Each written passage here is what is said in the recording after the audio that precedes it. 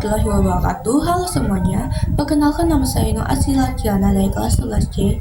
Pada video kali ini, saya akan menceritakan cerpen bahasa Indonesia yang telah saya buat, yang berjudul Cahaya yang Dikhianati. Beberapa ratus tahun yang lalu, di tanah yang jauh dari dunia yang kita kenal, berdirilah sebuah kerajaan yang megah dan damai bernama Valedria. Kerajaan ini dipenuhi keindahan seperti pegunungan berselimut salju di utara, hutan suci yang memancarkan cahaya di barat, serta desa-desa yang makmur tersebar di seluruh wilayahnya. Rakyat Valedria hidup bahagia di bawah kepemimpinan Raja Sunda, seorang pemimpin bijak yang tidak hanya dihormati, tetapi sangat dicintai oleh rakyatnya. Namun, waktu tidak pernah berhenti, seiring bertambahnya usia dan datangnya penyakit yang perlahan melemahkan tubuhnya. Raja Sunda mulai kehilangan kekuatannya. Ia lebih sering terbaring di atas singgasana emasnya. Pandangannya semakin sayu, namun pikirannya tetap tajam. Di sisi lain berdirilah dua putri yang menjadi cahaya hidupnya. Putri Lia, anak sulung yang cerdas namun ambisius, dan Putri Liana, si bungsu yang lembut hati dan penuh kasih. Suatu hari, Raja Sunda mengumpulkan seluruh penasihat kerajaan dan keluarganya ke aula utama istana. Dengan suara lemah namun tegas, ia berkata kepada kedua putrinya, "Anak-anakku tercinta, waktu saya di dunia ini sudah hampir habis. Tapi kerajaan ini harus terus berdiri. Aku tidak bisa memilih pewaris hanya berdasarkan darah bangsawan. Kerajaan ini butuh pemimpin yang berhati terang dan bijaksana." Raja lalu memberikan tugas kepada kedua putrinya. Putri Lia dikirim ke sebuah desa terpencil di utara yang tengah dilanda konflik antara dua klan petani yang berselisih tentang batas tanah dan hasil panen. Sementara Putri Liana sebaliknya mendapatkan tugas yang lebih halus namun penuh tantangan spiritual.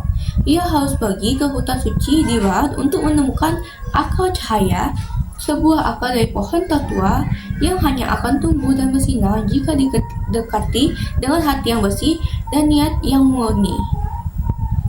Putri Lia berangkat dengan pasukan kecil membawa panji kerajaan.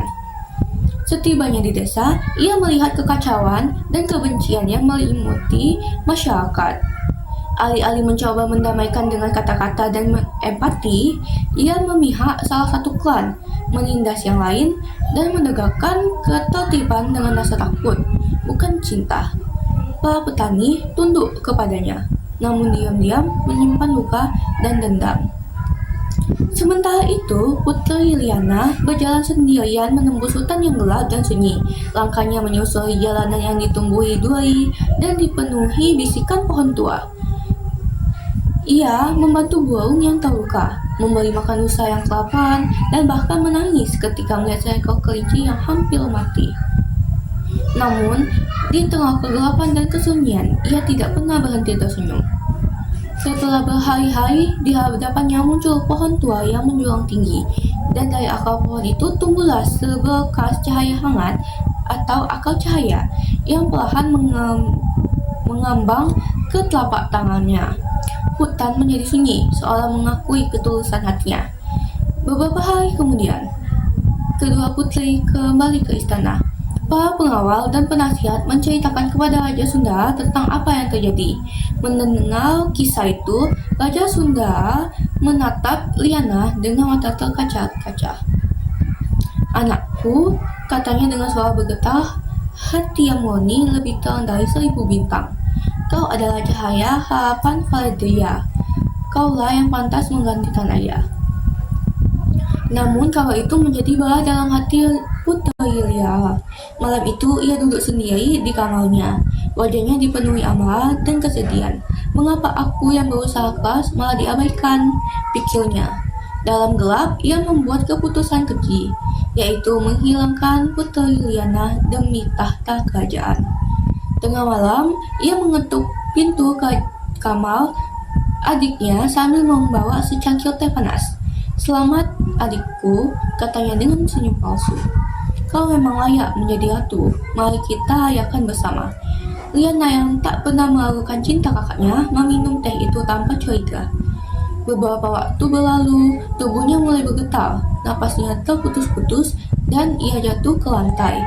Putri Lia hanya berdiri diam, menatap adiknya meregang nyawa. Hingga akhirnya, Putri Liana meninggal dalam kesunyian. Keesokan paginya, istana diliputi duka. Raja Sunda menangis sejadi-jadinya saat mengetahui Liana telah tiada. Beberapa hari kemudian, Raja Sunda pun menghembuskan napas terakhir dalam kesedihan yang mendalam. Namun, dunia tidak diam terhadap pengkhianatan. Hutan suci mulai memberontak, angin gelap berhembus dari barat, awan badai berkumpul di atas istana. Pada malam penobatan Putri Lia sebagai ratu, langit menggelegar, petir menyambai menara kerajaan. Tiba-tiba dari akar cahaya yang dulu dipegang Putri Liana, muncullah cahaya suci yang membakar udara. Cahaya itu bukan sekedar cahaya, itu adalah kebenaran, cinta, dan keadilan.